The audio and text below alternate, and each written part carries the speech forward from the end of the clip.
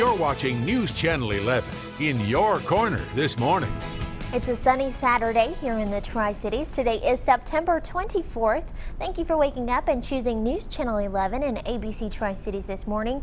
You're taking a live look over Bristol as you start your day with us. Good morning, I'm Callie Durham. Here's a look at some of the stories we're following this morning. First, we have details on a deadly shooting at a shopping mall in Washington State. Plus, an investigation is underway into a stabbing at a student apartment complex right here in Johnson City. We'll have those stories in just a few moments, but first, let's get to the Washington County, Virginia Sheriff's Office. They say 2 people are now in custody after a hit and run on an interstate during rush hour traffic on Friday. Officials say deputies attempted to stop a car for reckless driving on Interstate 81 near Exit 13 in Bristol, Virginia. Deputies tell us the driver refused to stop before hitting a guardrail and another car. After the crash, investigators say a passenger in that car ran from police, but the person was quickly apprehended and so was the driver. We are investigating this also from the standpoint of some narcotics and a firearm. So the case at this point in time is still ongoing on the investigation side. And prompting traffic tie-ups, and we're told charges are pending in that case. The names of the men arrested have not yet been released. We have some breaking news from overnight. The search is on for a gunman after 3 people were killed at a mall in a city north of Seattle, Washington. Officials with the Washington State Patrol say 3 females were killed and 1 male critically injured Friday night at the Cascade Mall in Burlington. At this time, a motive is still unclear, but the FBI Seattle office said on Twitter that it has no information to suggest additional attacks are planned in Washington State. However, they did not go into further detail. The FBI says it is helping with intelligence review and manpower. Authorities are searching for a man wearing black and armed with a rifle who was last seen walking toward Interstate 5. The mall was evacuated and emergency medical personnel were cleared to enter the facility and attend to any injuries.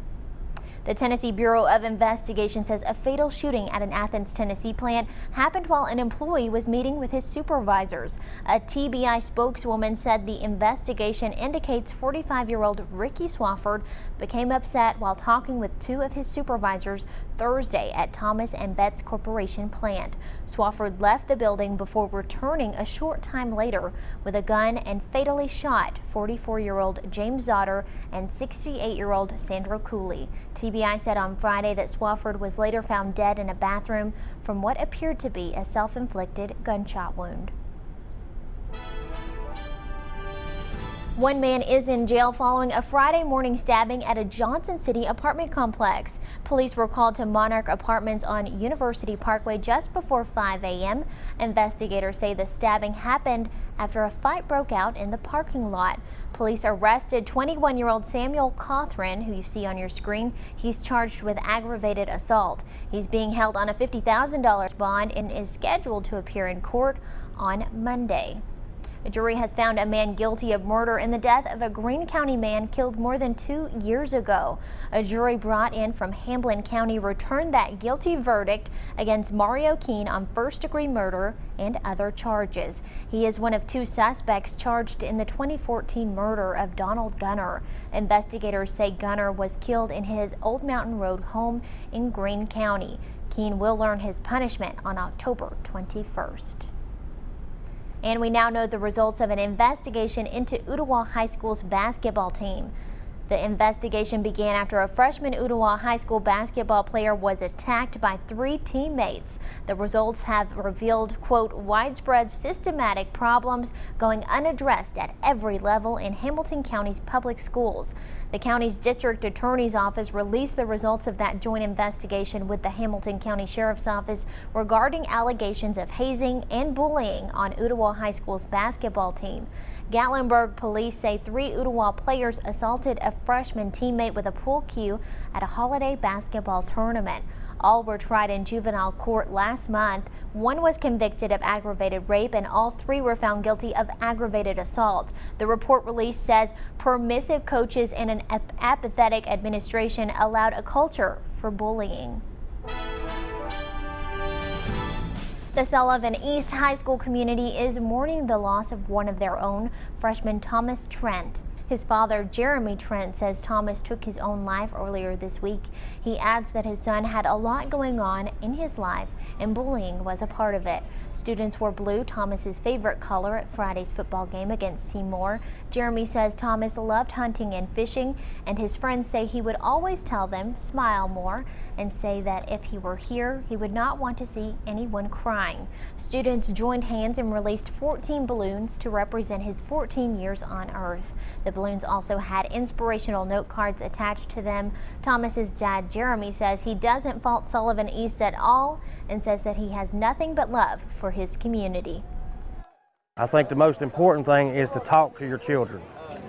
You know, don't wait till too late to talk, because you don't get that moment back. All I can do is move forward and spend the rest of my life making sure it doesn't happen to anyone else. Jeremy says he hopes someone can get some good out of what has been a horrific time for the Trent family.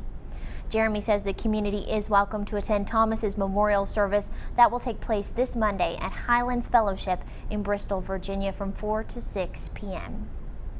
And summer has come to an end and fall has officially arrived, but you still have one more chance to close out the season with a splash. The Aquatic Center in Kingsport says this is the last weekend its outdoor water park will be open.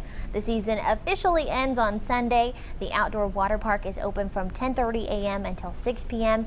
But of course, all indoor pools will remain open and the water aerobics classes will still be held.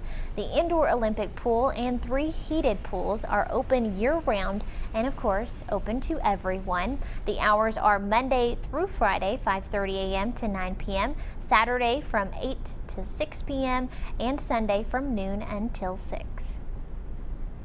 Today, a sea of orange and white will fill Neyland Stadium in Knoxville as the Vols hit the field for a rivalry matchup against the Florida Gators. If you're going to the game, I'm jealous of you, but remember you can take part in the Checker Neyland tradition.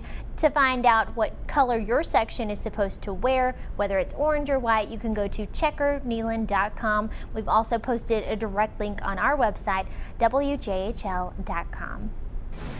Well, if you're planning on staying at home, maybe to watch the game on television, you can catch a few other football games today. We're in your corner with game day action. Take a look at the football lineup. At noon, Florida State will battle South Florida, who will have the home advantage. Number 4 Michigan will face Penn State at home beginning at 3:30, and Stanford will be in California this week to take on UCLA. You can catch all the action on ABC Tri-Cities, and of course, Kane will have highlights tonight in sports. Former presidential candidate Ted Cruz is announcing his support for Donald Trump. Plus, Hillary Clinton has canceled her trip to Charlotte. We'll have more from the campaign trail just ahead on News Channel 11 and ABC Tri-Cities this morning.